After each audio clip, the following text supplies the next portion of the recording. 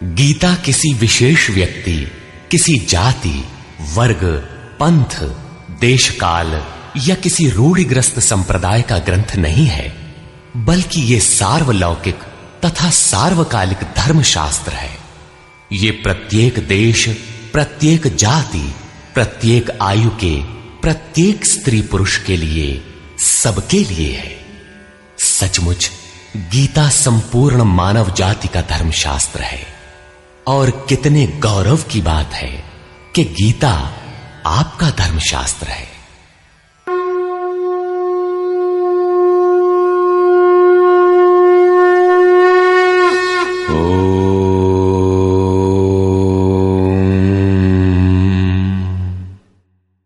श्री परमात्मने नमः। यथार्थ गीता, श्रीमद् भगवत गीता, अथ चतुर्थोऽध्याय। अध्याय 3 में योगेश्वर श्री कृष्ण ने आश्वस्त किया था कि दोष दृष्टि से रहित होकर जो भी मानव श्रद्धा युक्त हो मेरे मत के अनुसार चलेगा, वो कर्मों के बंधन से भली प्रकार छूट जाएगा। कर्म बंधन से मुक्ति दिलाने की क्षमता योग, ज्ञान योग या कर्म योग दोनों में है। योग में ही युद्ध संचार निहित है। प्रस्तुत अध्याय में वे बताते हैं कि इस योग का प्रणेता कौन है, इसका क्रमिक विकास कैसे होता है। श्री भगवानुवाच।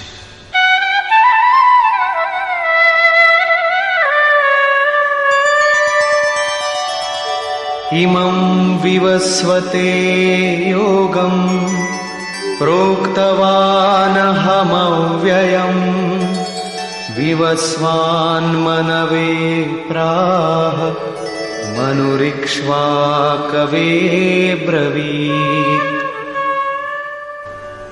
अर्जुन, मैंने इस अविनाशी योग को कल्प के आदि में विवस्वान अर्थात सूर्य के प्रति कहा। विवस्वान ने मनु से और मनु ने इक्ष्वाकु से कहा। किसने कहा? मैंने। श्री कृष्ण कौन थे? एक योगी, तत्व स्थित महापुरुष ही इस अविनाशी योग को कल्प के आरंभ में अर्थात भजन के आरंभ में विवस्वान अर्थात जो विवश हैं ऐसे प्राणियों से कहता है, सुरा में संचार कर देता है। यहां सूर्य एक प्रतीक है, क्योंकि सुरा में ही वो परम प्रकाश स्वरूप है और वहीं उसके पाने का विधान है। वास्तविक प्रकाशदाता अर्थात सूर्य वहीं है। ये योग अविनाशी है। योगेश्वर श्री कृष्ण ने कहा था कि इसमें आरंभ का नाश नहीं होता। इस योग का आरंभ भर कर दें तो ये पूर्णत्व दिलाकर ही शांत होता है। शरीर का कल्प औषधियों द्वारा होता है, किंतु आत्मा का भजन से होता है। भजन का आरंभ ही आत्मकल्प का आदि है। ये साधन भजन भी किसी महापुरुष की ही देन है। मोह निशा में अचेत आदिम मानव, जिसमें भजन का कोई संस्कार नहीं है, योग के विषय में जिसने कभी सोचा तक नहीं, ऐसा मनुष्य किसी महापुरुष को देखता है तो उनके दर्शन मात्र से, उनकी वाणी से, टूटी फूटी सेवा और सानिध्य से योग के संस्कार उसमें संचारित हो जाते हैं। गोस्वामी तुलसीदास जी इसी को कहते हैं, जे चितिये प्रभु जिन्ह प्रभु हेरे, ते सब भये परम पद जोगु। योगेश्वर श्री कृष्ण कहते हैं कि ये योग मैंने आरंभ में सूर्य से कहा। चक्षोः सूर्यो अजायत। महापुरुष के दृष्टि निक्षेप मात्र से योग के संस्कार सुरा में प्रसारित हो जाते हैं। स्वयं प्रकाश, स्ववश परमेश्वर का निवास सबके हृदय में है। सुरा अर्थात श्वास के निरोध से ही उसकी प्राप्ति का विधान है। सुरा में संस्कारों का सृजन ही सूर्य के प्रति कहना है। समय आने पर यह संस्कार मन में स्फुरित होगा। यही सूर्य का मन से कहना है। मन में स्फुरित होने पर महापुरुष के उस वाक्य के प्रति इच्छा जागृत हो जाएगी। यदि मन में कोई बात है तो उसे पाने की इच्छा अवश्य होगी। यही मनु का इक्ष्वाकु से कहना है। लालसा होगी कि वो नियत कर्म करें जो अविनाशी है, जो कर्म बंधन से मोक्ष दिलाता है। ऐसा है तो किया जाए, और आराधना गति पकड़ लेती है। गति पकड़कर ये योग कहां पहुंचाता है, इस पर कहते हैं, एवं परंपरा प्राप्तम् इमं राजर्षयो विदुः सकाले नेह महता योगो नष्टः परन्तप। इस प्रकार किसी महापुरुष द्वारा संस्कार रहित पुरुषों की सुरा में, सुरा से मन में, मन से इच्छा में, और इच्छा तीव्र होकर क्रियात्मक आचरण में ढलकर ये योग क्रमशः उत्थान करते करते राजर्षि श्रेणी तक पहुंच जाता है। उस अवस्था में जाकर विदित होता है। इस स्तर के साधक में रिद्धियों सिद्धियों का संचार होता है। वो योग इस महत्वपूर्ण काल में इसी लोक अर्थात शरीर में प्रायः नष्ट हो जाता है। इस सीमा रेखा को कैसे पार किया जाए? क्या इस विशेष स्थल पर पहुंचकर सभी नष्ट हो जाते हैं? श्री कृष्ण कहते हैं, नहीं, जो मेरा आश्रित है, मेरा प्रिय भक्त है, अनन्य सखा है, वो नष्ट नहीं होता।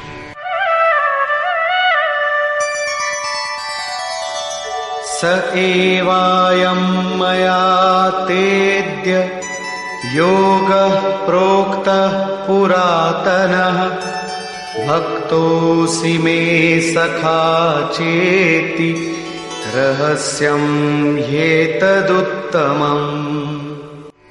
वो ही ये पुरातन योग अब मैंने तेरे लिए वर्णन किया है, क्योंकि तू मेरा भक्त और सखा है, और ये योग उत्तम रहस्यपूर्ण है। अर्जुन क्षत्रिय श्रेणी का साधक था, राजर्षि की अवस्था वाला था, जहां रिद्धियों सिद्धियों के थपेड़े में साधक नष्ट हो जाता है। इस काल में भी योग कल्याण की मुद्रा में ही है, किंतु प्रायः साधक यहां पहुंचकर लड़खड़ा जाते हैं। ऐसा अविनाशी किंतु रहस्यमय योग श्री कृष्ण ने अर्जुन से कहा, क्योंकि नष्ट होने की अवस्था में अर्जुन था ही। क्यों कहा?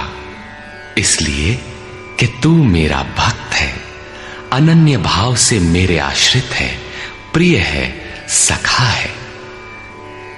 जिस परमात्मा की हमें चाह है, वो सद्गुरु परमात्मा आत्मा से अभिन्न होकर जब निर्देशन देने लगे, तभी वास्तविक भजन आरंभ होता है। यहां प्रेरक की अवस्था में परमात्मा और सद्गुरु एक दूसरे के पर्याय हैं। जिस सतह पर हम खड़े हैं, उसी स्तर पर जब स्वयं प्रभु हृदय में उतर आए, रोकथाम करने लगे, डगमगाने पर संभालें, तभी मन वश में हो पाता है।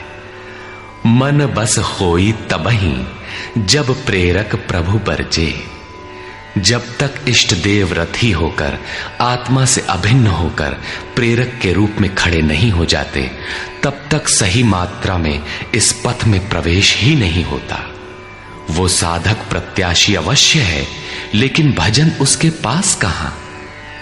पूज्य गुरुदेव भगवान कहा करते थे, हो हम कई बार नष्ट होते होते बच गए, भगवान ने ही बचा लिया। भगवान ने ऐसे समझाया, ये कहा। हमने पूछा, महाराज जी, क्या भगवान भी बोलते हैं, बातचीत करते हैं? बोले, हां, हो, भगवान ऐसे बतियावत हैं जैसे हम तुम बतियाई, घंटों बतियाई और क्रम न टूटे। हमें उदासी हुई और आश्चर्य भी कि भगवान कैसे बोलते होंगे, ये तो बड़ी नई बात है। कुछ देर बाद महाराज जी बोले, काहे घबराता है, तो हूं से बतियाई हैं। अक्षरशः सत्य था उनका कथन, और यही सख्य भाव है। सखा की तरह वे निराकरण करते रहें, तभी इस नष्ट होने वाली स्थिति से साधक पार हो पाता है। अभी तक योगेश्वर श्री कृष्ण ने किसी महापुरुष द्वारा योग के आरंभ, इसमें आने वाले व्यवधान, उससे पार पाने का रास्ता बताया। इस पर अर्जुन ने प्रश्न किया। अर्जुन उवाच,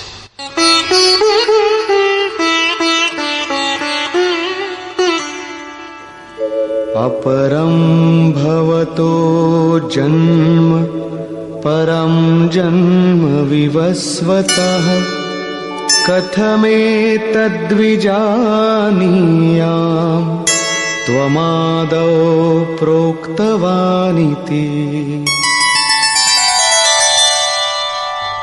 भगवान, आपका जन्म तो अपरम अब हुआ है और मेरे अंदर सुरा का संचार बहुत पुराना है, तो मैं कैसे मान लूं कि इस योग को भजन के आदि में आपने ही कहा था। इस पर योगेश्वर श्री कृष्ण महाराज बोले। श्री भगवान वाच,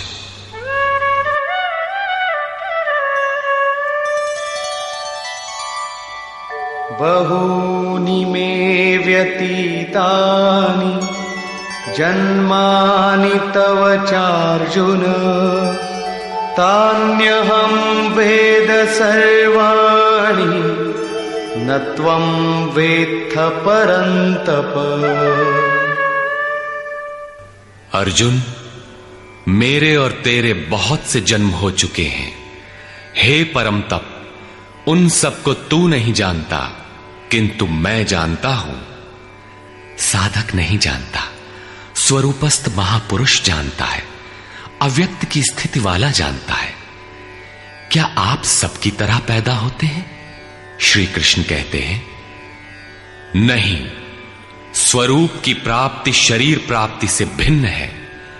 मेरा जन्म इन आंखों से नहीं देखा जा सकता। मैं अजन्मा, अव्यक्त, शाश्वत होते हुए भी शरीर के आधार वाला हूं।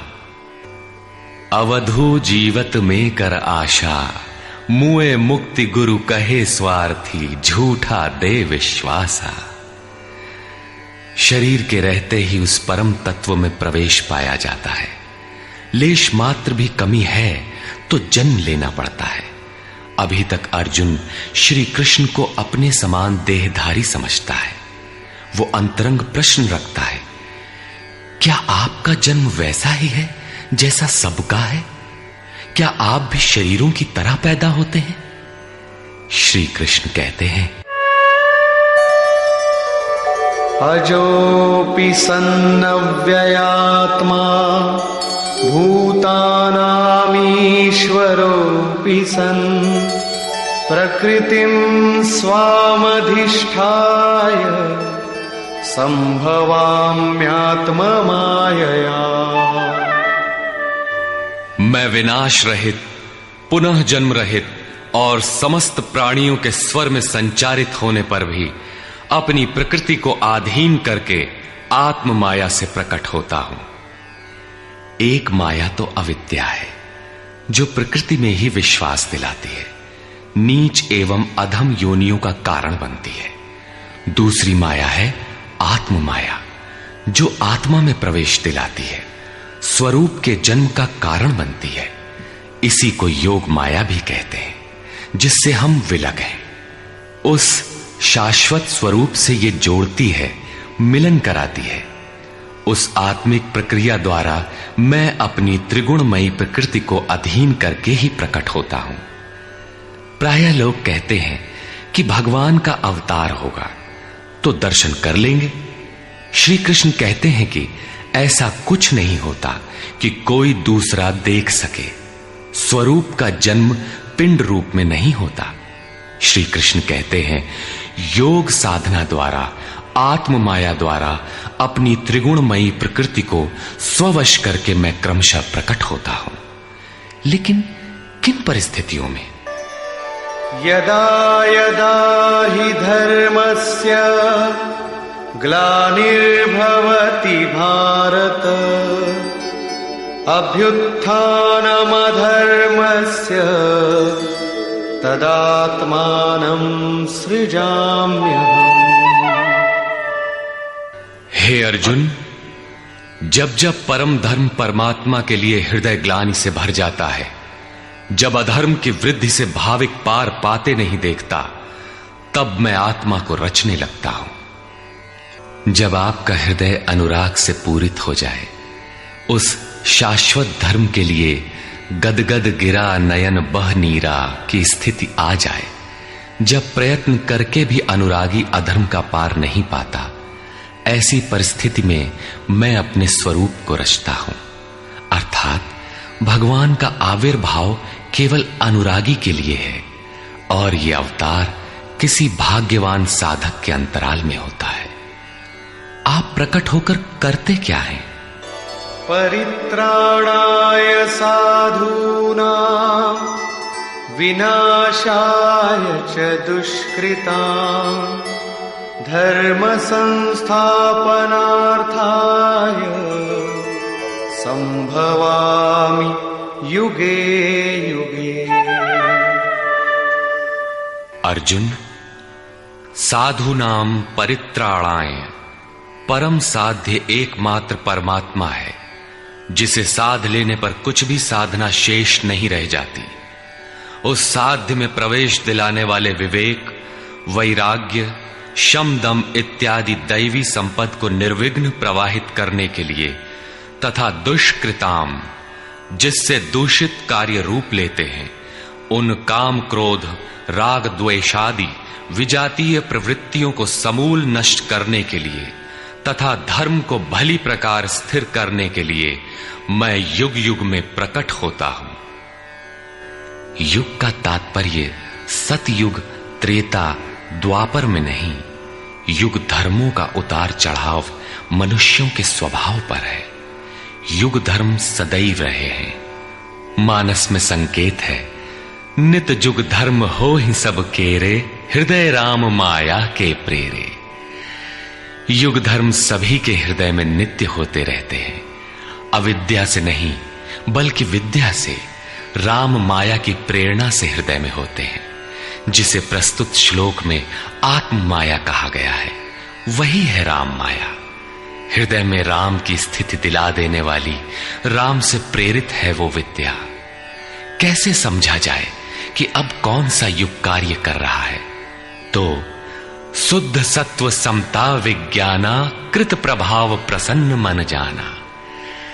जब हृदय में शुद्ध सत्व गुण ही कार्यरत हो, राजस तथा तामस दोनों गुण शांत हो जाएं, विषमताएं समाप्त हो गई हों, जिसका किसी से द्वेष न हो, विज्ञान हो, अर्थात इष्ट से निर्देशन लेने और उस पर टिकने की क्षमता हो, मन में प्रसन्नता का पूर्ण संचार हो, जब ऐसी योग्यता आ जाए तो सतयुग में प्रवेश मिल गया। इसी प्रकार दो अन्य युगों का वर्णन किया और अंत में तामस बहुत रजोगुण थोरा, कलि प्रभाव विरोध चहुं ओरा। तामस गुण भरपूर हो, किंचित राजसी गुण भी उसमें हो, चारों ओर वैर और विरोध हो, तो ऐसा व्यक्ति कलियुगीन है। जब तामसी गुण कार्य करता है तो मनुष्य में आलस्य, निद्रा, प्रमाद का बाहुल्य होता है। वो कर्तव्य जानते हुए भी उसमें प्रवृत्त नहीं हो सकता, निषिद्ध कर्म जानते हुए भी उससे निवृत्ति नहीं हो सकती। इस प्रकार युग धर्मों का उतार चढ़ाव मनुष्यों की आंतरिक योग्यता पर निर्भर है।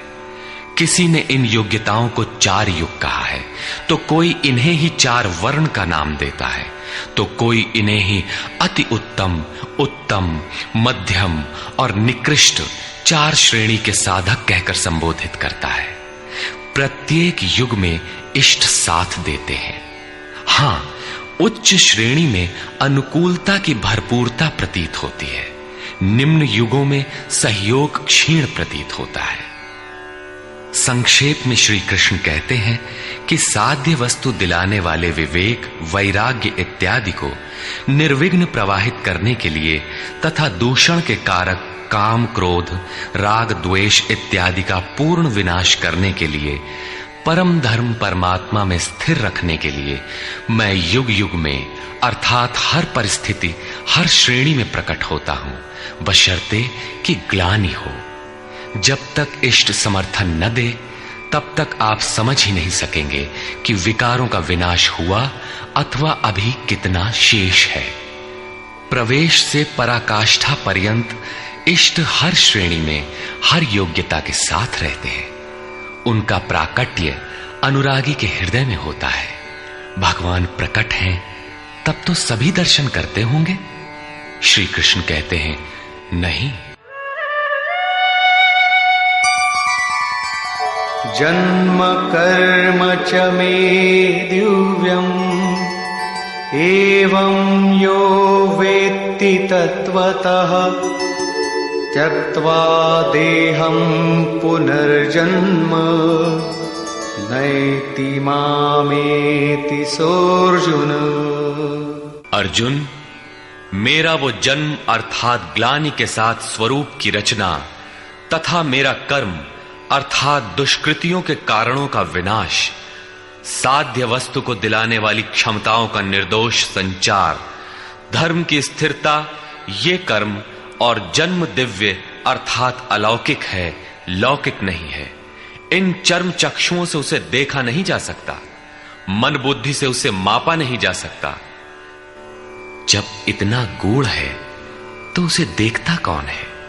केवल यो वेत्ति तत्वतः, केवल तत्वदर्शी ही मेरे इस जन्म और कर्म को देखता है और मेरा साक्षात करके वो पुनर्जन्म को नहीं प्राप्त होता बल्कि मुझे प्राप्त होता है। जब तत्वदर्शी ही भगवान के जन्म और कार्य को देख पाता है तो लोग लाखों की संख्या में भीड़ लगाए क्यों खड़े हैं कि कहीं अवतार होगा तो दर्शन करेंगे? क्या आप तत्वदर्शी हैं? महात्मा वेश में आज भी विविध तरीके से, मुख्यतः महात्मा वेश की आड़ में बहुत से लोग प्रचार करते फिरते हैं कि वे अवतार हैं, या उनके दलाल प्रचार कर देते हैं। लोग भेड़ की तरह अवतार को देखने टूट पड़ते हैं। किंतु श्री कृष्ण कहते हैं कि केवल तत्वदर्शी ही देख पाता है। अब तत्वदर्शी किसे कहते हैं? अध्याय 2 में सत असत का निर्णय देते हुए योगेश्वर श्री कृष्ण ने बताया था कि अर्जुन, असत वस्तु का अस्तित्व नहीं है और सत का तीनों कालों में कभी अभाव नहीं है। तो क्या आप ऐसा कहते हैं? बताया उन्होंने, नहीं, तत्वदर्शियों ने इसे देखा। न किसी भाषाविद ने देखा, न किसी समृद्धिशाली ने देखा। यहां पुनः बल देते हैं कि मेरा आविर्भाव तो होता है लेकिन उसे तत्वदर्शी ही देख पाता है। तत्वदर्शी एक प्रश्न है। ऐसा कुछ नहीं कि 5 तत्व हैं, 25 तत्व हैं, इनकी गणना सीख ली और हो गए तत्वदर्शी। श्री कृष्ण ने आगे बताया कि आत्मा ही परम तत्व है। आत्मा परम से संयुक्त होकर परमात्मा हो जाता है। आत्म साक्षात्कार करने वाला ही इस आविर्भाव को समझ पाता है। सिद्ध है कि अवतार किसी विरही अनुरागी के हृदय में होता है। आरंभ में उसे वो समझ नहीं पाता कि हमें कौन संकेत देता है, कौन मार्गदर्शन करता है, किंतु परम तत्व परमात्मा के दर्शन के साथ ही वो देख पाता है, समझ पाता है और फिर शरीर को त्याग कर पुनर्जन्म को प्राप्त नहीं होता। श्री कृष्ण ने कहा कि मेरा जन्म दिव्य है, इसे देखने वाला मुझे प्राप्त होता है। तो लोगों ने उनकी मूर्ति बना ली, पूजा करने लगे, आकाश में कहीं उनके निवास की कल्पना कर ली। ऐसा कुछ नहीं है। उन महापुरुषों का आशय केवल इतना था कि यदि आप निर्धारित कर्म करें तो पाएंगे कि आप भी दिव्य हैं। आप जो हो सकते हैं वो मैं हो गया हूं। मैं आपकी संभावना हूं, आपका ही भविष्य हूं। अपने भीतर आप जिस दिन ऐसी पूर्णता पा लेंगे तो आप भी वही होंगे जो श्री कृष्ण है। जो श्री कृष्ण का स्वरूप है वही आपका भी हो सकता है। अवतार कहीं बाहर नहीं होता। हां, यदि अनुराग पूरित हृदय हो तो आपके भीतर भी अवतार की अनुभूति संभव है। वे आपको प्रोत्साहित करते हैं कि बहुत से लोग इस मार्ग पर चलकर मेरे स्वरूप को प्राप्त कर चुके हैं। वीतराग भय क्रोधा मन्मया मामुपाश्रिताः बहवो ज्ञानतपसा पूता मद्भावमागता।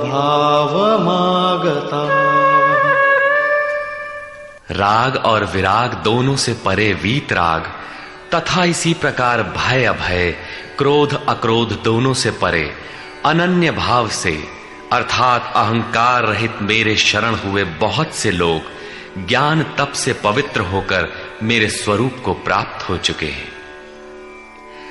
अब ऐसा होने लगा हो ऐसी बात नहीं है। यह विधान सदैव से रहा है। बहुत से पुरुष इसी प्रकार से मेरे स्वरूप को प्राप्त हो चुके हैं। किस प्रकार? जिन जिन का हृदय अधर्म की वृद्धि देखकर परमात्मा के लिए ग्लानि से भर गया, उस स्थिति में मैं अपने स्वरूप को रचता हूं। वे मेरे स्वरूप को प्राप्त होते हैं, जिसे योगेश्वर श्री कृष्ण ने तत्व दर्शन कहा था, उसे ही अब ज्ञान कहते हैं। परम तत्व है परमात्मा, उसे प्रत्यक्ष दर्शन के साथ जानना ज्ञान है। ऐसी जानकारी वाले ज्ञानी मेरे स्वरूप को प्राप्त करते हैं। यहां यह प्रश्न पूरा हो गया। अब वे योग्यता के आधार पर भजने वालों का श्रेणी विभाजन करते हैं। ये यथा मां प्रपद्यन्ते तांस्तथैव भजाम्यहम् मम वर्त्मानुवर्तन्ते मनुष्याः पार्थ सर्वशः। पार्थ, जो मुझे जितनी लगन से जैसा भजते हैं, मैं भी उनको वैसा ही भजता हूं, उतनी ही मात्रा में सहयोग देता हूं। साधक की श्रद्धा ही कृपा बनकर उसे मिलती है। इस रहस्य को जानकर सुधीजन संपूर्ण भाव से मेरे मार्ग के अनुसार ही बरतते हैं। जैसा मैं बरतता हूं, जो मुझे प्रिय है वैसा ही आचरण करते हैं। जो मैं कराना चाहता हूं वही करते हैं। भगवान कैसे भजते हैं? वे रथी बनकर खड़े हो जाते हैं, साथ चलने लगते हैं। यही उनका भजना है। दूषित जिनसे पैदा होते हैं, उनका विनाश करने के लिए वे खड़े हो जाते हैं। सत्य में प्रवेश दिलाने वाले सद्गुणों का परित्राण करने के लिए वे खड़े हो जाते हैं। जब तक इष्ट देव हृदय से पूर्णता रथी न हो और हर कदम पर सावधान न करें, तब तक कोई कैसा ही भजनानंदी क्यों न हो, लाख आंख मूंदे, लाख प्रयत्न करे, वो इस प्रकृति के द्वंद्व से पार नहीं हो सकता। वो कैसे समझेगा कि हम कितनी दूरी तय कर चुके, कितना शेष है। इष्ट ही आत्मा से अभिन्न होकर खड़े हो जाते हैं और उसका मार्गदर्शन करते हैं कि तुम यहां पर हो, ऐसे करो, ऐसे चलो। इस प्रकार प्रकृति की खाई पाटते हुए शनैः शनैः आगे बढ़ाते हुए स्वरूप में प्रवेश दिला देंगे। भजन तो साधक को ही करना पड़ता है, किंतु उसके द्वारा इस पथ में जो दूरी तय होती है वो इष्ट की देन है। ऐसा जानकर सभी मनुष्य सर्वतोभावेन मेरा अनुसरण करते हैं। किस प्रकार वे बरतते हैं? कांक्षन्तः कर्मणां सिद्धिं यजन्त इह देवताः क्षिप्रं हि मानुषे लोके सिद्धिर्भवति कर्मजा। वे पुरुष इस मनुष्य शरीर में कर्मों की सिद्धि चाहते हुए देवताओं को पूजते हैं। कर्म कौन सा? श्री कृष्ण ने कहा, अर्जुन तू नियत कर्म कर। नियत कर्म क्या है? यज्ञ की प्रक्रिया ही कर्म है। यज्ञ क्या है? साधना की विधि विशेष, जिसमें श्वास प्रश्वास का हवन, इंद्रियों के बहिर्मुखी प्रवाह को संयमाग्नि में हवन किया जाता है, जिसका परिणाम है परमात्मा। कर्म का शुद्ध अर्थ है आराधना, जिसका स्वरूप इसी अध्याय में आगे मिलेगा। इस आराधना का परिणाम क्या है?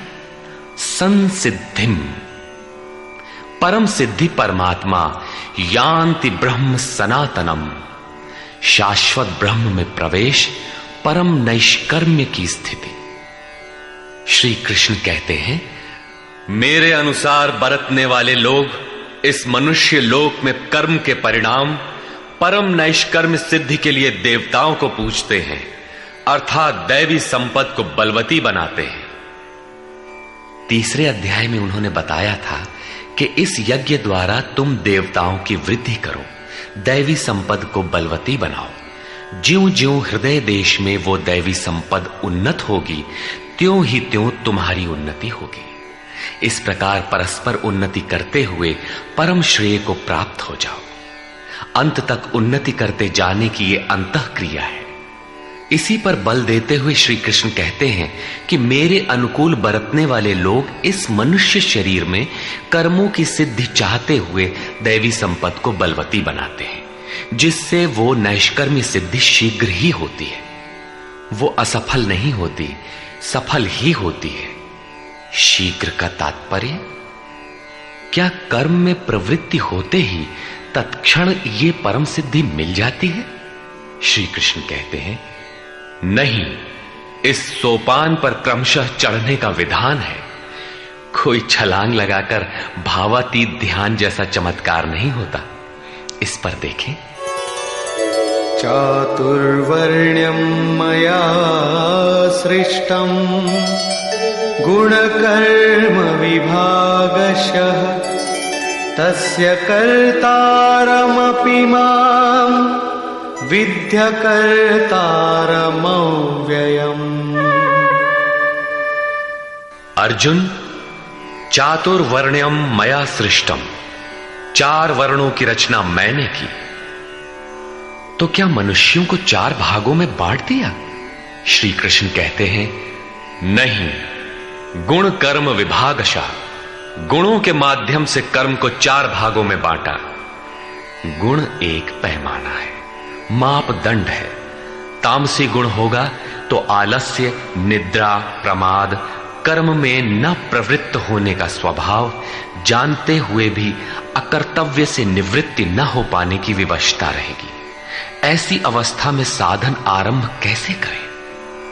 2 घंटे आप आराधना में बैठते हैं, इस कर्म के लिए प्रयत्नशील होना चाहते हैं, किंतु 10 मिनट भी अपने पक्ष में नहीं पाते। शरीर अवश्य बैठा है, लेकिन जिस मन को बैठना चाहिए वो हवा से बातें कर रहा है, कुतर्कों का जाल बुन रहा है, तरंग पर तरंग छाई है। तो आप बैठे क्यों हैं?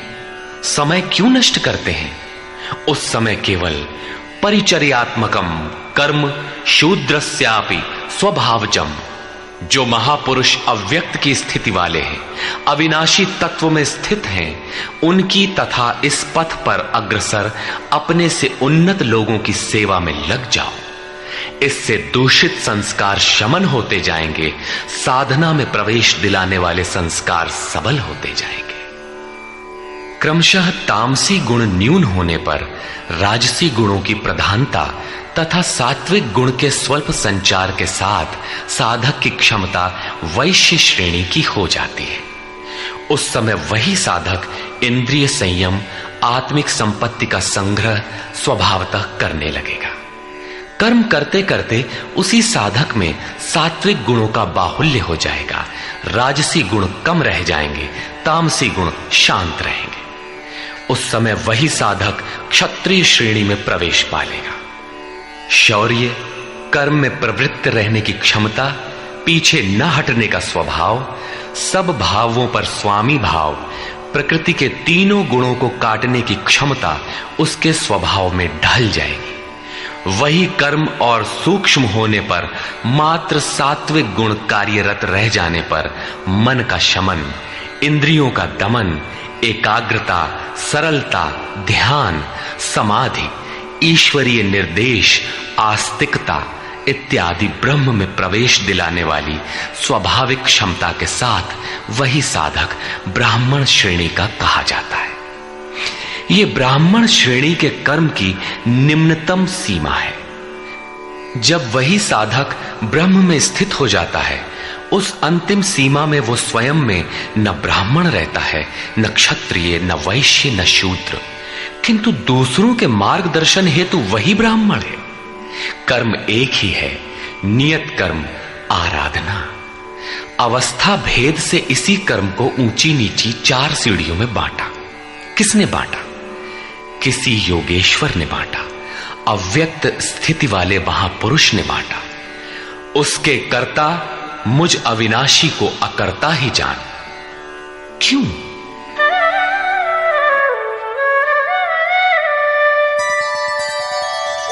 न मां कर्माणि लिम्पन्ति न मे कर्मफले स्पृहा इति मां योऽभिजानाति कर्मभिर्न सबध्यते। क्योंकि कर्मों के फल में मेरी स्पृहा नहीं है। कर्मों का फल क्या है? श्री कृष्ण ने पीछे बताया था कि यज्ञ जिससे पूरा होता है उस क्रिया का नाम कर्म है, और पूर्ति काल में यज्ञ जिसकी रचना करता है उस ज्ञानामृत को पान करने वाला शाश्वत सनातन ब्रह्म में प्रवेश पा लेता है। कर्म का परिणाम है परमात्मा। उस परमात्मा की चाह भी अब मुझे नहीं है, क्योंकि वो मुझसे भिन्न नहीं है। मैं अव्यक्त स्वरूप हूं, उसी की स्थिति वाला हूं। अब आगे कोई सत्ता नहीं जिसके लिए इस कार्य पर स्नेह रखूं। इसलिए कर्म मुझे लिपायमान नहीं करते, और इसी स्तर से जो भी मुझे जानता है, अर्थात जो कर्मों के परिणाम परमात्मा को प्राप्त कर लेता है, उसे भी कर्म नहीं बांधते। जैसे श्री कृष्ण, वैसे उस स्तर से जानने वाला महापुरुष। एवं ज्ञात्वा कृतं कर्म पूर्वैरपि मुमुक्षुभिः कुरु कर्मैव तस्मात् त्वं पूर्वैः पूर्वतरं कृतम्।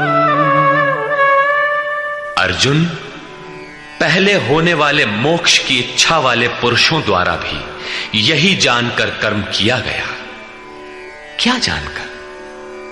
यही कि जब कर्मों का परिणाम परमात्मा भिन्न न रह जाए, कर्मों के परिणाम परमात्मा की स्पृहा न रह जाने पर उस पुरुष को कर्म नहीं बांधते। श्री कृष्ण इसी स्थिति वाले हैं, इसलिए वे कर्म से लिपायमान नहीं होते, और उसी स्तर से हम जान लेंगे तो हमें भी कर्म नहीं बांधेगा। जैसा श्री कृष्ण, ठीक उसी स्तर से जो भी जान लेगा, वैसा ही वो पुरुष भी कर्म बंधन से मुक्त हो जाएगा। अब श्री कृष्ण भगवान, महात्मा, अव्यक्त, योगेश्वर या महायोगेश्वर जो भी रहे हों, वो स्वरूप सबके लिए है। यही समझकर पहले के मुमुक्षु पुरुषों ने, मोक्ष की इच्छा वाले पुरुषों ने कर्म पर कदम रखा। इसलिए अर्जुन, तू भी पूर्वजों द्वारा सदा से किए हुए इसी कर्म को कर। यही कल्याण का एकमात्र मार्ग है। अभी तक योगेश्वर श्री कृष्ण ने कर्म करने पर बल दिया, किंतु यह स्पष्ट नहीं किया कि कर्म क्या है। अध्याय 2 में उन्होंने कर्म का नाम मात्र लिया कि अब इसी को तू निष्काम कर्म के विषय में सुन। उसकी विशेषताओं का वर्णन किया कि यह जन्म मरण के महान भय से रक्षा करता है। कर्म करते समय सावधानी का वर्णन किया, लेकिन यह नहीं बताया कि कर्म क्या है। अध्याय 3 में उन्होंने कहा कि ज्ञान मार्ग अच्छा लगे या निष्काम कर्म योग, कर्म तो करना ही पड़ेगा। न कर्मों को त्यागने से कोई ज्ञानी होता है, और न कर्म को न आरंभ करने से कोई निष्कर्मी। हठवश जो नहीं करते वे दंभी है। इसलिए मन से इंद्रियों को वश में करके कर्म कर। कौन सा कर्म करें? तो बताया नियत कर्म कर। अब ये निर्धारित कर्म है कौन? तो बोले यज्ञ की प्रक्रिया ही नियत कर्म है। एक नवीन प्रश्न दिया कि यज्ञ क्या है जिसे करें तो कर्म हो जाए। वहां भी यज्ञ की उत्पत्ति बताई, उसकी विशेषताओं का वर्णन किया, किंतु यज्ञ नहीं बताया जिससे कर्म को समझा जा सके। अभी तक ये स्पष्ट नहीं हुआ कि कर्म क्या है। अब कहते हैं कि अर्जुन, कर्म क्या है, अकर्म क्या है, इस विषय में बड़े बड़े विद्वान भी मोहित हैं। उसे भली प्रकार समझ लेना चाहिए। किं कर्म किम कर्मेति कवयोप्यत्र मोहिताः तत्ते कर्म प्रवक्ष्यामि यज्ञात्वा मोक्ष्यसे शुभाम्। कर्म क्या है और अकर्म क्या है, इस विषय में बुद्धिमान पुरुष भी मोहित हैं। इसलिए मैं वो कर्म तेरे लिए अच्छी तरह से कहूंगा जिसे जानकर तू अशुभात मोक्ष से, अशुभ अर्थात संसार बंधन से भली प्रकार छूट जाएगा। कर्म कोई ऐसी वस्तु है जो संसार बंधन से मुक्ति दिलाती है। इसी कर्म को जानने के लिए श्री कृष्ण पुनः बल देते हैं। कर्मणो ह्यपि बोद्धव्यम् च विकर्मणः अकर्मणश्च बोद्धव्यम् गहना कर्मणो गतिः। कर्म का स्वरूप भी जानना चाहिए, अकर्म का स्वरूप भी समझना चाहिए, और विकर्म अर्थात विकल्प शून्य विशेष कर्म जो आप्त पुरुषों द्वारा होता है उसे भी जानना चाहिए, क्योंकि कर्म की गति गहन है। कतिपय लोगों ने विकर्म का अर्थ निषिद्ध कर्म, मन लगाकर किया गया कर्म इत्यादि किया है। वस्तुतः यहां वि उपसर्ग विशिष्टता का द्योतक है। प्राप्ति के पश्चात महापुरुषों के कर्म विकल्प शून्य होते हैं। आत्मस्थित, आत्मतृप्त, आत्मकाम महापुरुषों को न तो कर्म करने से कोई लाभ है और न छोड़ने से कोई हानि ही है। फिर भी वे पीछे वालों के हित के लिए कर्म करते हैं। ऐसा कर्म विकल्प शून्य है, विशुद्ध है, और यही कर्म विकर्म कहलाता है। उदाहरणार्थ, गीता में जहां भी किसी कार्य में वि उपसर्ग लगा है उसकी विशेषता का द्योतक है, निष्कृष्टता का नहीं। यथा योग युक्तो विशुद्धात्मा विजितात्मा जितेंद्रिय। अभी आपने विकर्म देखा, रहा कर्म और अकर्म, जिसे अगले श्लोक में समझने का प्रयास करें। यदि यहां कर्म अकर्म का विभाजन नहीं समझ सके तो कभी नहीं समझ सकेंगे। कर्मण्यकर्म यः पश्येत् अकर्मणि च कर्म यः स बुद्धिमान् मनुष्येषु स युक्तः कृत्स्न कर्म कृत्। जो पुरुष कर्म में अकर्म देखे, कर्म माने आराधना अर्थात आराधना करे, और ये भी समझे कि करने वाला मैं नहीं हूं बल्कि गुणों की अवस्था ही चिंतन में हमें नियुक्त करता है, मैं इष्ट द्वारा संचालित हूं, ऐसा देखे। और जब इस प्रकार अकर्म देखने की क्षमता आ जाए और धारावाहिक रूप से कर्म होता रहे, तभी समझना चाहिए कि कर्म सही दिशा में हो रहा है। वही पुरुष मनुष्यों में बुद्धिमान है, मनुष्यों में योगी है, योग से युक्त बुद्धि वाला है और संपूर्ण कर्मों का करने वाला है। उसके द्वारा कर्म करने में लेश मात्र भी त्रुटि नहीं रह जाती। कर्म का अर्थ है भजन, कर्म का अर्थ है योग साधना को भली प्रकार संपादित करना, जिसका विशद वर्णन इसी अध्याय में आगे आ रहा है। यहां कर्म और अकर्म का केवल विभाजन किया गया, जिससे कर्म करते समय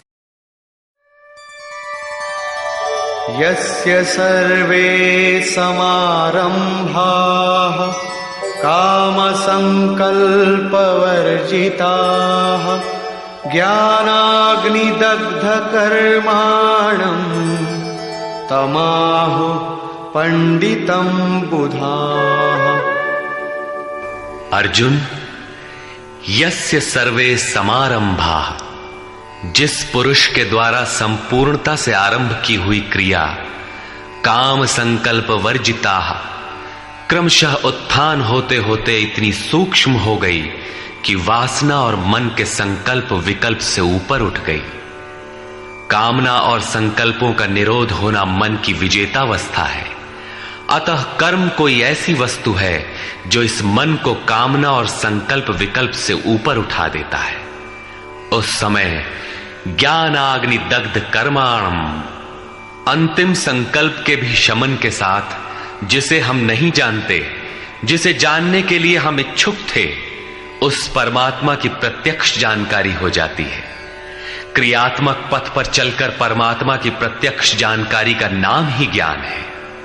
उस ज्ञान के साथ ही दग्ध कर्माणम, कर्म सदा के लिए दग्ध हो जाते हैं। जिसे पाना था पा लिया, आगे कोई सत्ता नहीं जिसकी शोध करे, इसलिए कर्म करके ढूंढे भी तो किसे। उस जानकारी के साथ कर्म की आवश्यकता समाप्त हो जाती है। ऐसी स्थिति वालों को ही बोध स्वरूप महापुरुषों ने पंडित कहकर संबोधित किया है। उनकी जानकारी पूर्ण है। ऐसी स्थिति वाला महापुरुष करता क्या है, रहता कैसे है, उसकी रहनी पर प्रकाश डालते हैं। त्यक्त्वा कर्मफलासंगम् नित्यतृप्तो निराश्रयः कर्मण्यभिप्रवृत्तोऽपि नैव किंचित् करोति सः। अर्जुन, वह पुरुष सांसारिक आश्रय से रहित होकर नित्य वस्तु परमात्मा में ही तृप्त रहकर कर्मों के फल परमात्मा की आसक्ति को भी त्याग कर कर्म में अच्छी प्रकार बरतता हुआ भी कुछ नहीं करता। निराशीर्यत चित्तात्मा त्यक्त सर्व परिग्रहः शारीरं केवलं कर्म कुर्वन्नाप्नोति किल्बिषम्। जिसने अंतःकरण और शरीर को जीत लिया है, भोगों की संपूर्ण सामग्री जिसने त्याग दी है, ऐसे आशा रहित पुरुष का शरीर केवल कर्म करता दिखाई भर पड़ता है। वस्तुतः वो करता धरता कुछ नहीं, इसलिए पाप को प्राप्त नहीं होता। वो पूर्णत्व को प्राप्त है, इसलिए आवागमन को प्राप्त नहीं होता।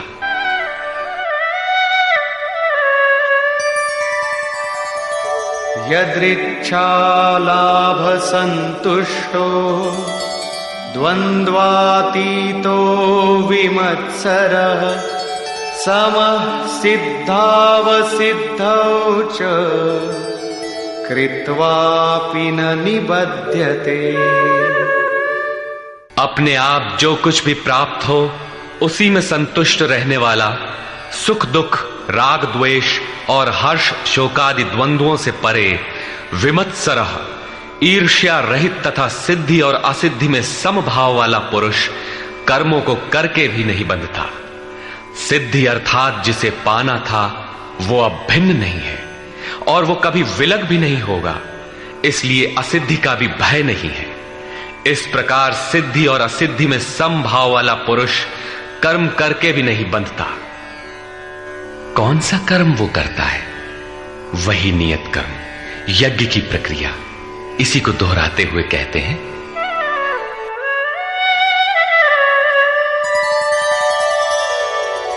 गत संगस्य मुक्तस्य ज्ञानावस्थित चेतसः यज्ञायाचरतः कर्म समग्रं प्रविलीयते। अर्जुन, यज्ञायाचरतः कर्म, यज्ञ का आचरण ही कर्म है और साक्षात्कार का नाम ही ज्ञान है। इस यज्ञ का आचरण करके साक्षात्कार के साथ ज्ञान में स्थित संग दोष और आसक्ति से रहित मुक्त पुरुष के संपूर्ण कर्म भली प्रकार विलीन हो जाते हैं। वे कर्म कोई परिणाम उत्पन्न नहीं कर पाते, क्योंकि कर्मों का फल परमात्मा उनसे भिन्न नहीं रह गया। अब फल में कौन सा फल लगेगा, इसलिए उन मुक्त पुरुषों को अपने लिए कर्म करने की आवश्यकता समाप्त हो जाती है। फिर भी लोक संग्रह के लिए वे कर्म करते ही हैं और करते हुए भी वे इन कर्मों से लिप्त नहीं होते। जब करते हैं तो लिप्त क्यों नहीं होते? इस पर कहते हैं, ब्रह्मार्पणं ब्रह्महविः ब्रह्माग्नौ ब्रह्मणाहुतं ब्रह्मैव तेन गन्तव्यं ब्रह्म कर्म समाधिना। ऐसे मुक्त पुरुष का समर्पण ब्रह्म है, हवि ब्रह्म है, अग्नि भी ब्रह्म ही है। अर्थात ब्रह्म रूप अग्नि में ब्रह्म रूपी कर्ता द्वारा जो हवन किया जाता है वो भी ब्रह्म है। ब्रह्म कर्म समाधिना, जिसके कर्म ब्रह्म का स्पर्श करके समाधिस्थ हो चुके हैं, उसमें विलय हो चुके हैं, ऐसे महापुरुष के लिए जो प्राप्त होने योग्य है वो भी ब्रह्म ही है। वो कर्ता धर्ता कुछ नहीं, केवल लोक संग्रह के लिए कर्म में बरतता है। ये तो प्राप्ति वाले महापुरुष के लक्षण हैं, किंतु कर्म में प्रवेश लेने वाले प्रारंभिक साधक कौन सा यज्ञ करते हैं? अब यहां उसी यज्ञ को स्पष्ट करते हैं।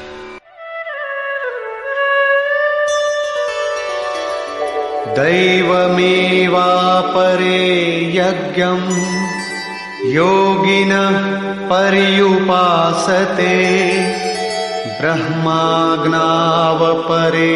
यज्ञं यज्ञेनैवोपजुह्वति। गत श्लोक में योगेश्वर श्री कृष्ण ने परमात्म स्थित महापुरुषों के यज्ञ का निरूपण किया, किंतु दूसरे योगी जो अभी उस तत्व में स्थित नहीं हुए हैं, क्रिया में प्रवेश करने वाले हैं, वे आरंभ कहां से करें? इस पर कहते हैं कि दूसरे योगी लोग दैवम यज्ञम अर्थात दैवी संपद को अपने हृदय में बलवती बनाते हैं, जिसके लिए ब्रह्मा का निर्देश था कि इस यज्ञ द्वारा तुम लोग देवताओं की उन्नति करो। ज्यों ज्यों हृदय देश में दैवी संपद अर्जित होगी, वही तुम्हारी प्रगति होगी और क्रमशः परस्पर उन्नति करके परम श्रेय को प्राप्त करो। दैवी संपद को हृदय देश में बलवती बनाना प्रवेशिका श्रेणी के योगियों का यज्ञ है। वो दैवी संपद अध्याय 16 के आरंभिक 3 श्लोकों में वर्णित है, जो हैं तो सब में केवल महत्वपूर्ण कर्तव्य समझकर उनकी जागृति करें, उनमें लगे। इन्हीं को इंगित करते हुए योगेश्वर ने कहा कि अर्जुन, तू शोक मत कर, क्योंकि तू दैवी संपद को प्राप्त हुआ है। तू मुझ में निवास करेगा, मेरे ही शाश्वत स्वरूप को प्राप्त करेगा, क्योंकि ये दैवी संपद परम कल्याण के लिए ही है। और इसके विपरीत आसुरी संपद नीच और अधम योनियों का कारण है। इसी आसुरी संपद का हवन होने लगता है, इसलिए ये यज्ञ है और यहीं से यज्ञ का आरंभ है। दूसरे योगी ब्रह्माग्नौ पर ब्रह्म परमात्म रूप अग्नि में यज्ञ के द्वारा ही यज्ञ का अनुष्ठान करते हैं। श्री कृष्ण ने आगे बताया कि इस शरीर में अधियज्ञ मैं हूं। यज्ञों का अधिष्ठाता अर्थात यज्ञ जिसमें विलय होते हैं वो पुरुष मैं हूं। श्री कृष्ण एक योगी थे, सद्गुरु थे। इस प्रकार दूसरे योगी जन ब्रह्म रूपी अग्नि में यज्ञ अर्थात यज्ञ स्वरूप सद्गुरु को उद्देश्य बनाकर यज्ञ का अनुष्ठान करते हैं। सारांशतः सद्गुरु के स्वरूप का ध्यान करते हैं। श्रोत्रादीनीन्द्रियाण्यन्ये संयमाग्निषु जुह्वति शब्दादीन् विषयानन्य इंद्रियाग्निषु जुह्वति। अन्य योगी जन श्रोत्रादिक अर्थात श्रोत्र, नेत्र, त्वचा, जिह्वा, नासिका सब इंद्रियों को संयम रूपी अग्नि में हवन करते हैं, अर्थात इंद्रियों को विषयों से समेट कर संयत कर लेते हैं। यहां आग नहीं जलती, जैसे अग्नि में डालने से हर वस्तु भस्मसात हो जाती है, ठीक इसी प्रकार संयम ही एक अग्नि है जो इंद्रियों के संपूर्ण बहिर्मुखी प्रवाह को दग्ध कर देता है। दूसरे योगी लोग शब्दादिक अर्थात शब्द, स्पर्श, रूप, रस और गंध विषयों को इंद्रिय रूपी अग्नि में हवन कर देते हैं, अर्थात उनका आशय बदलकर साधना परक बना लेते हैं। साधक को संसार में रहकर ही तो भजन करना है। सांसारिक लोगों के भले बुरे शब्द उससे टकराते ही रहते हैं। विषयोत्तेजक ऐसे शब्दों को सुनते ही साधक उनके आशय को योग, वैराग्य सहायक, वैराग्योत्तेजक भावों में बदलकर इंद्रिय रूपी अग्नि में हवन कर देते हैं। जैसे कि एक बार अर्जुन अपने चिंतन में रत था, अकस्मात उसके कर्ण कुहरों में संगीत लहरी झंझना उठी। उसने सिर उठाकर देखा तो उर्वशी खड़ी थी जो एक वेश्या थी। सभी उसके रूप पर मुग्ध हो झूम रहे थे, किंतु अर्जुन ने उसे स्नेहिल दृष्टि से मातृवत देखा। उस शब्द रूप से मिलने वाले विकार विलीन हो गए, इंद्रियों के अंतराल में ही समाहित हो गए। यहां इंद्रिय ही अग्नि है। अग्नि में डाली हुई वस्तु जैसे भस्मसात हो जाती है, उसी प्रकार आशय बदलकर इष्ट के अनुकूल ढाल लेने पर विषयोत्तेजक रूप, रस, गंध, स्पर्श और शब्द भी भस्म हो जाते हैं। साधक पर कुप्रभाव नहीं डाल पाते। साधक इन शब्दादिकों में रुचि नहीं लेता, इन्हें ग्रहण नहीं करता। इन श्लोकों में अपरे, अन्य शब्द एक ही साधक की ऊंची नीची अवस्थाएं हैं। एक ही यज्ञकर्ता का ऊंचा नीचा स्तर है, न कि अपरे अपरे कहने से कोई अलग अलग यज्ञ। सर्वाणि इंद्रिय कर्माणि प्राणकर्माणि चापरे आत्मसंयम योगाग्नौ जुह्वति ज्ञान दीपिते। अभी तक योगेश्वर ने जिस यज्ञ की चर्चा की उसमें क्रमशः दैवी संपत्ति को अर्जित किया जाता है। इंद्रियों की संपूर्ण चेष्टाओं का संयम किया जाता है। बलात् विषयोत्तेजक शब्दादिकों के टकराने पर भी उनका आशय बदलकर उनसे बचा जाता है। इससे उन्नत अवस्था होने पर दूसरे योगी जन संपूर्ण इंद्रियों की चेष्टाओं तथा प्राण के व्यापार को साक्षात्कार सहित ज्ञान से प्रकाशित परमात्म स्थिति रूपी योगाग्नि में हवन करते हैं। जब संयम की पकड़ आत्मा के साथ तद्रूप हो जाती है, प्राण और इंद्रियों का व्यापार भी शांत हो जाता है, उस समय विषयों को उद्दीप्त करने वाली और इष्ट में प्रवृत्ति दिलाने वाली दोनों धाराएं आत्मसात हो जाती हैं। परमात्मा में स्थिति मिल जाती है, यज्ञ का परिणाम निकल आता है। ये है यज्ञ की पराकाष्ठा। जिस परमात्मा को पाना था उसी में स्थिति आ गई तो शेष क्या रहा। पुनः योगेश्वर श्री कृष्ण यज्ञ को भली प्रकार समझाते हैं। द्रव्य यज्ञास्तपो यज्ञा योग यज्ञास्तथा परे स्वाध्याय ज्ञान यज्ञाश्च यतयः संशितव्रता। अनेक लोग द्रव्य यज्ञ करते हैं, अर्थात आत्मपथ में महापुरुषों की सेवा में पत्र पुष्प अर्पण करते हैं। वे समर्पण के साथ महापुरुषों की सेवा में द्रव्य लगाते हैं। श्री कृष्ण आगे कहते हैं कि भक्ति भाव से पत्र पुष्प फल जल जो कुछ भी मुझे देता है उसे मैं खाता हूं और उसका परम कल्याण सृजन करने वाला होता हूं। यह भी यज्ञ ही है। हर आत्मा की सेवा करना, भूले हुए को आत्म पथ पर लाना द्रव्य यज्ञ है, क्योंकि प्राकृतिक संस्कारों को जलाने में समर्थ हैं। इसी प्रकार कई पुरुष तपोयज्ञ स्वधर्म पालन में इंद्रियों को तपाते हैं, अर्थात स्वभाव से उत्पन्न क्षमता के अनुसार यज्ञ की निम्न और उन्नत अवस्थाओं के बीच तपते हैं।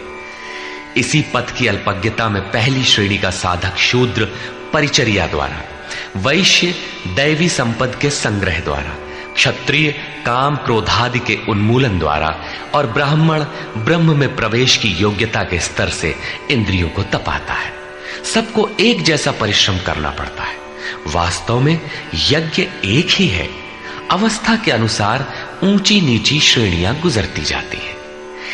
पूज्य महाराज जी कहते थे, मन सहित इंद्रियों और शरीर को लक्ष्य के अनुरूप तपाना ही तप कहलाता है।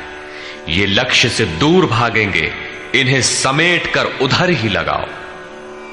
अनेक पुरुष योग यज्ञ का आचरण करते हैं। प्रकृति में भटकती हुई आत्मा का प्रकृति से परे परमात्मा से मिलन का नाम योग है। योग की परिभाषा अध्याय 6/23 में दृष्टव्य है। सामान्यतः दो वस्तुओं का मिलन योग कहलाता है। कागज से कलम मिल गया, थाली और मेज मिल गए तो क्या योग हो गया? नहीं, ये तो पंचभूतों से निर्मित पदार्थ हैं। एक ही है, दो कहां? दो प्रकृति और पुरुष हैं। प्रकृति में स्थित आत्मा अपने ही शाश्वत रूप परमात्मा में प्रवेश पा जाता है तो प्रकृति पुरुष में विलीन हो जाती है। यही योग है। अतः अनेक पुरुष इस मिलन में सहायक शम, दम इत्यादि नियमों का भली प्रकार आचरण करते हैं। योग यज्ञ करने वाले तथा अहिंसादि तीक्ष्ण व्रतों से युक्त यत्नशील पुरुष स्वाध्याय ज्ञान यज्ञाश्च, स्वयं का अध्ययन, स्वरूप का अध्ययन करने वाले ज्ञान यज्ञ के करता है। यहां योग के अंगों अर्थात यम, नियम, आसन, प्राणायाम, प्रत्याहार, धारणा, ध्यान और समाधि, इनको अहिंसादि तीक्ष्ण व्रतों से निर्दिष्ट किया गया है। अनेक लोग स्वाध्याय करते हैं। पुस्तक पढ़ना तो स्वाध्याय का आरंभिक स्तर मात्र है। विशुद्ध स्वाध्याय है स्वयं का अध्ययन, जिससे स्वस्वरूप की उपलब्धि होती है, जिसका परिणाम है ज्ञान अर्थात साक्षात्कार। यज्ञ का अगला चरण बताते हैं। अपाने जुह्वति प्राणम, प्राणे पानम तथा परे, प्राणापान गतिरुद्ध्वा प्राणायाम परायणा। बहुत से योगी अपान वायु में प्राण वायु का हवन करते हैं और उसी प्रकार प्राण वायु में अपान वायु का हवन करते हैं। इससे सूक्ष्म अवस्था हो जाने पर अन्य योगी जन प्राण और अपान दोनों की गति रोककर प्राणायाम के परायण हो जाते हैं। जिसे श्री कृष्ण प्राण अपान कहते हैं, उसी को महात्मा बुद्ध अनापान कहते हैं। इसी को उन्होंने श्वास प्रश्वास भी कहा है। प्राण वो श्वास है जिसे आप भीतर खींचते हैं और अपान वो श्वास है जिसे आप बाहर छोड़ते हैं। योगियों की अनुभूति है कि आप श्वास के साथ बाह्य वायुमंडल के संकल्प भी ग्रहण करते हैं और प्रश्वास में इसी प्रकार आंतरिक भले बुरे चिंतन की लहर फेंकते रहते हैं। बाह्य किसी संकल्प का ग्रहण न करना प्राण का हवन है तथा भीतर संकल्पों को न उठने देना अपान का हवन है। न भीतर से किसी संकल्प का स्फुरण हो और न ही बाह्य दुनिया में चलने वाले चिंतन अंदर क्षोभ उत्पन्न कर पाए। इस प्रकार प्राण और अपान दोनों की गति सम हो जाने पर प्राणों का याम अर्थात निरोध हो जाता है। यही प्राणायाम है। ये मन की विजितावस्था है। प्राणों का रुकना और मन का रुकना एक ही बात है। प्रत्येक महापुरुष ने इस प्रकरण को लिया है। वेदों में इसका उल्लेख है, चत्वारि वाक पारमिता पदानि। इसी को पूज्य महाराज जी कहा करते थे। हो, एक ही नाम को 4 श्रेणियों से जपा जाता है, बैखरी, मध्यमा, पश्यंती और परा। बैखरी उसे कहते हैं जो व्यक्त हो जाए, नाम का इस प्रकार उच्चारण हो कि आप सुने और बाहर कोई बैठा हो तो उसे भी सुनाई पड़े।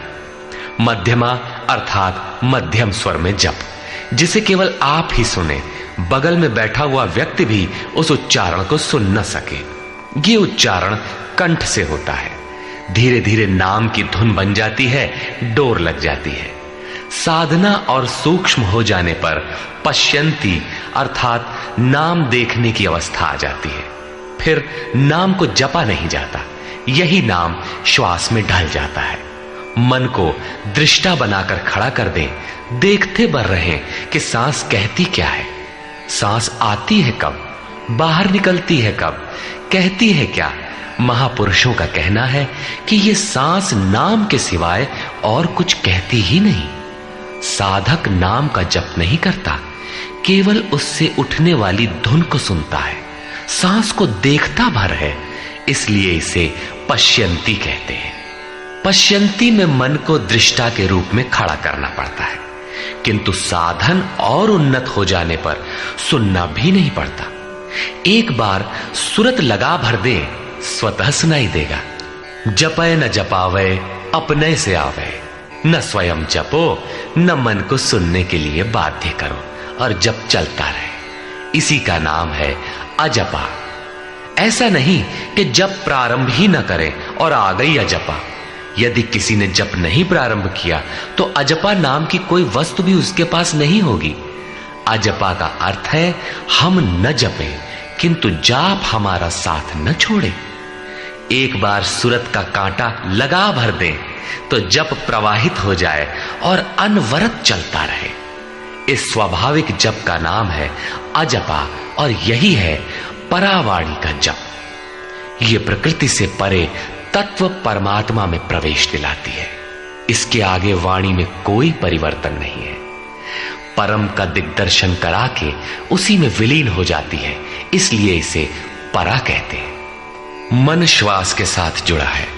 जब श्वास पर दृष्टि है, श्वास में नाम ढल चुका है, भीतर से न तो किसी संकल्प का उत्थान है और न बाह्य वायुमंडल के संकल्प भीतर प्रवेश कर पाते हैं। यही मन पर विजय की अवस्था है। इसी के साथ यज्ञ का परिणाम निकल आता है। अपरे नियताहाराः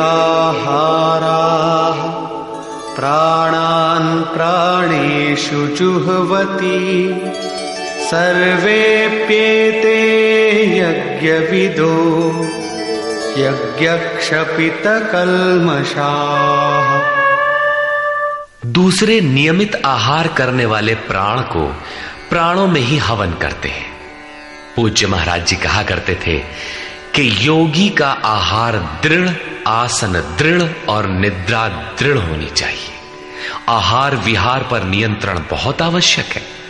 ऐसे अनेक योगी प्राण को प्राण में ही हवन कर देते हैं, अर्थात श्वास लेने पर ही ध्यान केंद्रित रखते हैं, प्रश्वास पर ध्यान नहीं देते। सांस आई तो सुना ओम, पुनः सांस आई तो ओम सुनते रहें। इस प्रकार यज्ञों द्वारा नष्ट पाप वाले ये सभी पुरुष यज्ञ के जानकार हैं। इन निर्दिष्ट विधियों में से यदि कहीं से भी करते हैं तो वे सभी यज्ञ के ज्ञाता हैं। अब यज्ञ का परिणाम बताते हैं।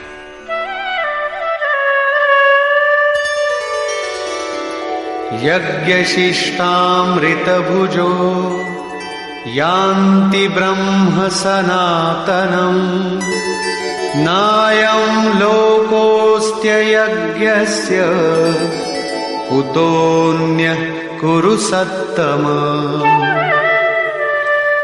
कुरुश्रेष्ठ अर्जुन, यज्ञ शिष्टामृत भुज, यज्ञ जिसकी सृष्टि करता है, जिसे अवशेष छोड़ता है, वो है अमृत।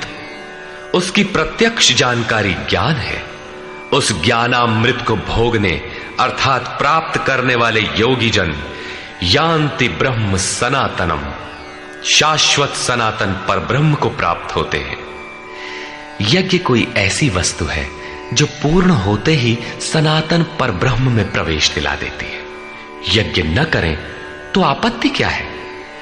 श्री कृष्ण कहते हैं कि यज्ञ रहित पुरुष को पुनः ये मनुष्य लोक अर्थात मानव शरीर भी सुलभ नहीं होता, फिर अन्य लोग कैसे सुखदायी होंगे? उसके लिए तो तिर्यक योनियां सुरक्षित हैं, इससे अधिक कुछ नहीं। अतः यज्ञ करना मनुष्य मात्र के लिए नितांत आवश्यक है।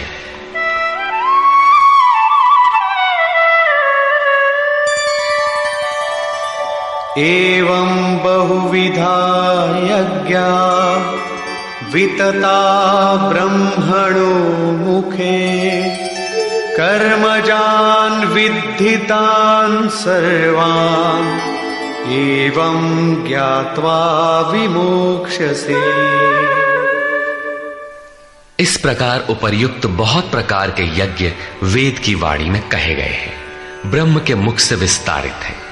प्राप्ति के पश्चात महापुरुषों के शरीर को परब्रह्म धारण कर लेता है। ब्रह्म से अभिन्न अवस्था वाले उन महात्माओं की बुद्धि मात्र यंत्र होती है, उनके द्वारा वो ब्रह्म ही बोलता है। उसकी वाणी में इन यज्ञों का विस्तार किया गया है। इन सब यज्ञों को तू कर्म जान विद्धि, कर्म से उत्पन्न हुआ जान। यही पहले भी कहे आए हैं, यज्ञः कर्म समुद्भवः। उन्हें इस प्रकार क्रियात्मक चलकर जान लेने पर, जैसा अभी बताया था, यज्ञ करके जिनका पाप नष्ट हो चुका हो वही यज्ञ के यथार्थ ज्ञाता है। अतः अर्जुन, तू विमोक्ष्य से संसार बंधन से पूर्णतः छूट जाएगा। यहां योगेश्वर ने कर्म को स्पष्ट कर दिया। वो हरकत कर्म है जिससे उपर्युक्त यज्ञ पूर्ण होते हैं। अब यदि दैवी संपत्ति का अर्जन, सद्गुरु का ध्यान, इंद्रियों का संयम, श्वास का प्रश्वास में हवन, प्रश्वास का श्वास में हवन, प्राणापान की गति का निरोध खेती करने से होता हो, व्यापार नौकरी या राजनीति करने से होता हो, तो आप करिए। यज्ञ तो ऐसी क्रिया है जो पूर्ण होते ही तत्क्षण परब्रह्म में प्रवेश दिला देती है। बाह्य किसी भी कार्य से आप तत्क्षण ब्रह्म में प्रवेश पा जाते हो तो कीजिए। वस्तुतः ये सब के सब यज्ञ चिंतन की अंतः क्रियाएं हैं, आराधना का चित्रण है जिससे आराध्य देव विदित होता है। यज्ञ उस आराध्य तक की दूरी तय करने की निर्धारित प्रक्रिया विशेष है। ये यज्ञ श्वास प्रश्वास, प्राणायाम इत्यादि जिस क्रिया से संपन्न होते हैं उस कार्य प्रणाली का नाम कर्म है। कर्म का शुद्ध अर्थ है आराधना, चिंतन। प्रायः लोग कहते हैं कि संसार में कुछ भी किया जाए हो गया कर्म, कामना से रहित होकर कुछ भी करते जाओ हो गया निष्काम कर्मयोग। कोई कहता है कि अधिक लाभ के लिए विदेशी वस्त्र बेचते हैं तो आप सकामी हैं, देश सेवा के लिए स्वदेशी बेचें तो हो गया निष्काम कर्मयोग। निष्ठा पूर्वक नौकरी करें, हानि लाभ की चिंता से मुक्त होकर व्यापार करें, हो गया निष्काम कर्मयोग। जय पराजय की भावना से मुक्त होकर युद्ध करें, चुनाव लड़ें, हो गए निष्कर्मी। मरोगे तो मुक्ति हो जाएगी। वस्तुतः ऐसा कुछ भी नहीं है। योगेश्वर श्री कृष्ण ने स्पष्ट शब्दों में बताया कि इस निष्काम कर्म में निर्धारित क्रिया एक ही है, व्यवसायात्मिका बुद्धि रेकेह कुरु नंदन। अर्जुन, तू निर्धारित कर्म को कर, यज्ञ की प्रक्रिया ही कर्म है। यज्ञ क्या है? श्वास प्रश्वास का हवन, इंद्रियों का संयम, यज्ञ स्वरूप महापुरुष का ध्यान, प्राणायाम, प्राणों का निरोध। ये यज्ञ जिससे होने लगे उस क्रिया का नाम कर्म है। संपूर्ण गीता में एक भी श्लोक ऐसा नहीं है जो सांसारिक कार्य व्यापारों का समर्थन करता हो। प्रायः यज्ञ का नाम आने पर लोग बाहर एक यज्ञ वेदी बनाकर तिल जौ लेकर स्वाहा बोलते हुए हवन प्रारंभ कर देते हैं। ये एक धोखा है। द्रव्य यज्ञ दूसरा है जिसे श्री कृष्ण ने कई बार कहा, किंतु पशु बलि, वस्तुदाह इत्यादि से इसका कोई संबंध नहीं है। श्रेयान् द्रव्यमयाद् यज्ञात् ज्ञानयज्ञः परन्तप सर्वं कर्माखिलं पार्थ ज्ञाने परिसमाप्यते। अर्जुन, सांसारिक द्रव्यों से सिद्ध होने वाले यज्ञ की अपेक्षा ज्ञान यज्ञ, जिसका परिणाम ज्ञान अर्थात साक्षात्कार है, यज्ञ जिसकी सृष्टि करता है, उस अमृत तत्व की जानकारी का नाम ज्ञान है। ऐसा यज्ञ श्रेयस्कर है, परम कल्याणकारी है। हे पार्थ, संपूर्ण कर्म ज्ञान में शेष हो जाते हैं। परिसमाप्यते, भली प्रकार समाहित हो जाते हैं। ज्ञान यज्ञ की पराकाष्ठा है। उसके पश्चात कर्म किए जाने से न कोई लाभ है और न छोड़ देने से उस महापुरुष की कोई क्षति ही होती है। इस प्रकार भौतिक द्रव्यों से होने वाले यज्ञ भी यज्ञ है, किंतु उस यज्ञ की तुलना में जिसका परिणाम साक्षात्कार है, उस ज्ञान यज्ञ की अपेक्षा अत्यंत अल्प है। आप करोड़ का हवन करें, सैकड़ों यज्ञ वेदी बना लें, सतपथ पर द्रव्य लगावें, साधु संत महापुरुषों की सेवा में द्रव्य लगावें, किंतु इस ज्ञान यज्ञ की अपेक्षा अल्प है। वस्तुतः यज्ञ श्वास प्रश्वास का है, इंद्रियों के संयम का है, मन के निरोध का है, जैसा श्री कृष्ण अभी बता आए। इस यज्ञ को प्राप्त कहां किया जाए, उसकी विधि कहां से सीखें? यथा तद्विद्धि प्रणिपातेन परिप्रश्नेन सेवया उपदेक्षन्ति ते ज्ञानम् ज्ञानिनस्तत्त्वदर्शिनः। इसलिए अर्जुन, तू तत्वदर्शी महापुरुष के पास जाकर भली प्रकार प्रणत होकर, अर्थात दंडवत प्रणाम करके, अहंकार त्याग कर, शरण होकर, भली प्रकार सेवा करके, निष्कपट भाव से प्रश्न करके तो उस ज्ञान को जान।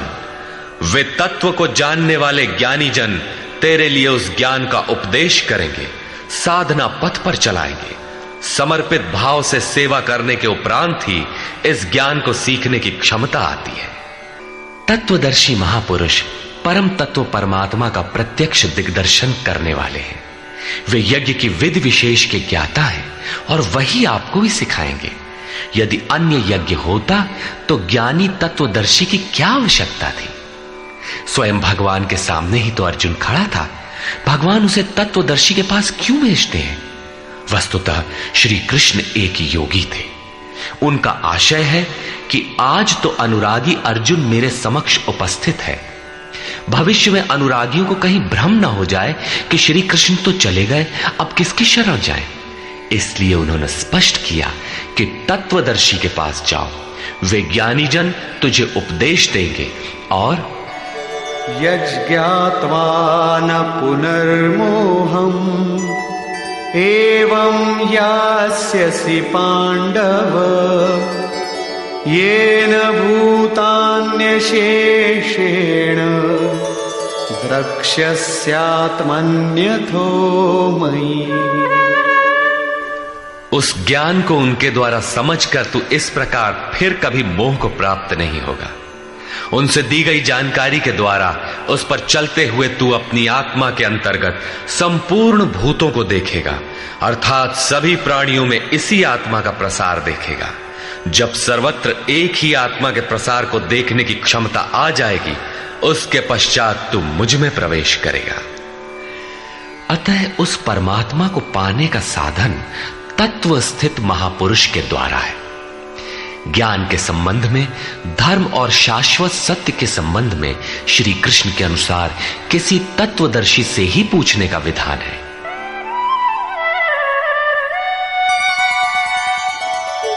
अपि चेदसि पापेभ्यः सर्वेभ्यः पापकृत्तमः सर्वं ज्ञानप्लवेनैव वृजिनं संतरिष्यसि। यदि तू सब पापियों से भी अधिक पाप करने वाला है, तब भी ज्ञान रूपी नौका द्वारा सभी पापों से निसंदेह भली प्रकार तर जाएगा। इसका आशय आप ये न लगा ले कि अधिक से अधिक पाप करके कभी भी तर जाएंगे। श्री कृष्ण का आशय मात्र यही है कि कहीं आप भ्रम में न रहे कि हम तो बड़े पापी हैं, हमसे पार नहीं लगेगा। ऐसी कोई गुंजाइश न निकाल ले। इसलिए श्री कृष्ण प्रोत्साहन और आश्वासन देते हैं कि सब पापियों के पापों के समूह से भी अधिक पाप करने वाला हो, फिर भी तत्वदर्शियों से प्राप्त ज्ञान रूपी नौका द्वारा तू निसंदेह संपूर्ण पापों को अच्छी प्रकार पार कर जाएगा। किस प्रकार? यथैधांसि समिद्धोऽग्निः भस्मसात् कुरुतेऽर्जुन ज्ञानाग्निः सर्वकर्माणि भस्मसात् कुरुते तथा। अर्जुन, जिस प्रकार प्रज्वलित अग्नि ईंधन को भस्म कर देता है, ठीक उसी प्रकार ज्ञान रूपी अग्नि संपूर्ण कर्मों को भस्म कर देता है।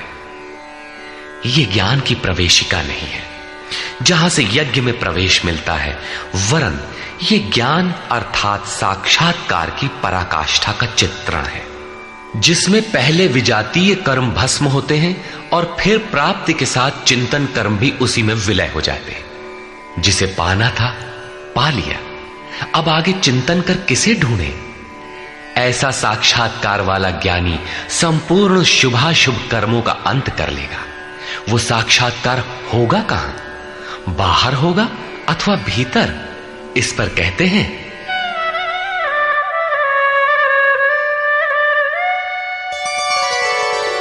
नहि ज्ञानेन सदृशं पवित्रमिह विद्यते तत्स्वयं योग संसिद्धः कालेनात्मनि विन्दति।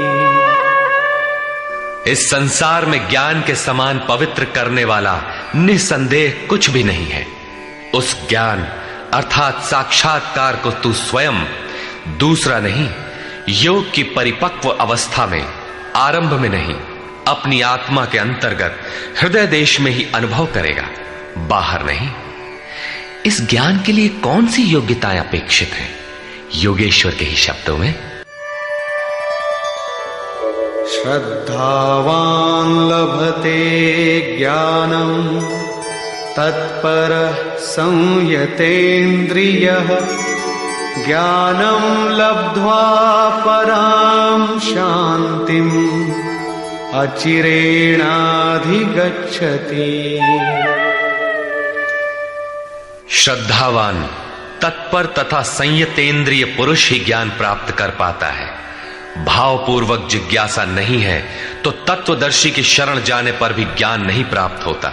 केवल श्रद्धा ही पर्याप्त नहीं है, श्रद्धावान शिथिल प्रयत्न भी हो सकता है।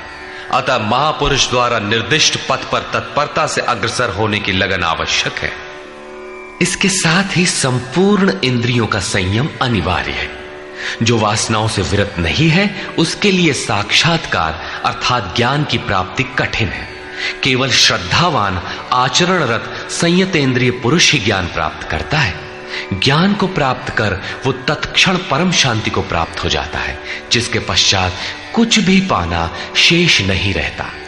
और जहां श्रद्धा नहीं है, अज्ञश्चाश्रद्दधानश्च संशयात्मा विनश्यति नायं लोकोऽस्ति न परो न सुखं संशयात्मनः। अज्ञानी जो यज्ञ के विधि विशेष से अनभिज्ञ है एवं श्रद्धा रहित तथा संशय युक्त पुरुष इस परमार्थ पथ से भ्रष्ट हो जाता है। उनमें भी संशय युक्त पुरुष के लिए न तो सुख है, न पुनः मनुष्य शरीर है और न परमात्मा ही। अतः तत्वदर्शी महापुरुष के पास जाकर इस पथ के संशयों का निवारण कर लेना चाहिए, अन्यथा वे वस्तु का परिचय कभी नहीं पाएंगे। फिर पाता कौन है? योग संन्यस्त कर्माणं ज्ञान संच्छिन्न संशयम् आत्मवन्तं न कर्माणि निबध्नन्ति धनंजय। जिसके कर्म योग द्वारा भगवान में समाहित हो चुके हैं, जिसका संपूर्ण संशय परमात्मा की प्रत्यक्ष जानकारी द्वारा नष्ट हो गया है, परमात्मा से संयुक्त ऐसे पुरुष को कर्म नहीं बांधते। योग के द्वारा ही कर्मों का शमन होगा, ज्ञान से ही संशय नष्ट होगा। इसीलिए श्री कृष्ण कहते हैं, तस्मादज्ञान संभूतं हृत्स्थं ज्ञानासिनात्मनः छित्त्वैनं संशयं योगम् आतिष्ठोत्तिष्ठ भारत। इसलिए भरतवंशी अर्जुन, तू योग में स्थित हो और अज्ञान से उत्पन्न हुए हृदय में स्थित अपने संशय को ज्ञान रूपी तलवार से काट युद्ध के लिए खड़ा हो। जब साक्षात्कार में बाधक संशय शत्रु मन के भीतर है तो बाहर कोई किसी से क्यों लड़ेगा?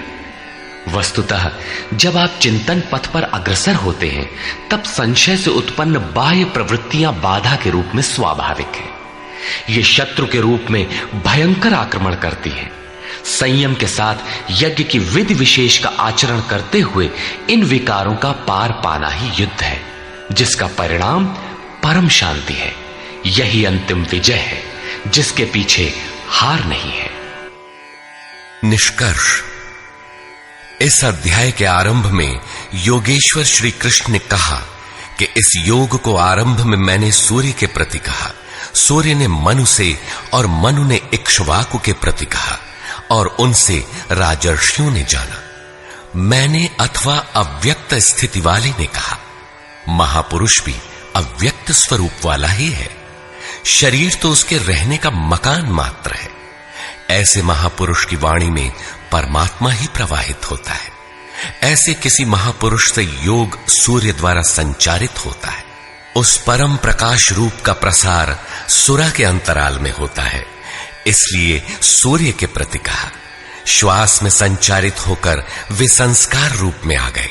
सुरा में संचित रहने पर, समय आने पर वही मन में संकल्प बनकर आ जाता है। उसकी महत्ता समझने पर मन में उस वाक्य के प्रति इच्छा जागृत होती है और योग कार्य रूप ले लेता है।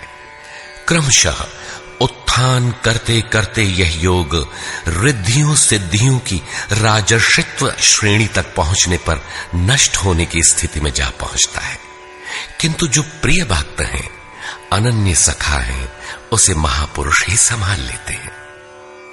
अर्जुन के प्रश्न करने पर कि आपका जन्म तो अब हुआ है, योगेश्वर श्री कृष्ण ने बताया, अव्यक्त, अविनाशी, अजन्मा और संपूर्ण भूतों में प्रवाहित होने पर भी आत्म माया योग प्रक्रिया द्वारा अपनी त्रिगुणमयी प्रकृति को वश में करके मैं प्रकट होता हूं। प्रकट होकर करते क्या है? साध्य वस्तुओं को परित्राण देने तथा जिनसे दूषित उत्पन्न होते हैं उनका विनाश करने के लिए, परम धर्म परमात्मा को स्थिर करने के लिए मैं आरंभ से पूर्ति पर्यंत पैदा होता हूं। मेरा वह जन्म और कर्म दिव्य है, उसे केवल तत्वदर्शी ही जान पाते हैं।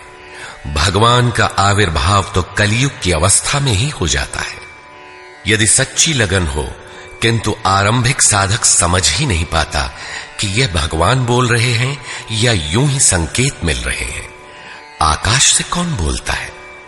महाराज जी बताते थे कि जब भगवान कृपा करते हैं, आत्मा से रथी हो जाते हैं, तो खंबे से, वृक्ष से, पत्ते से, शून्य से, हर स्थान से बोलते और संभालते हैं।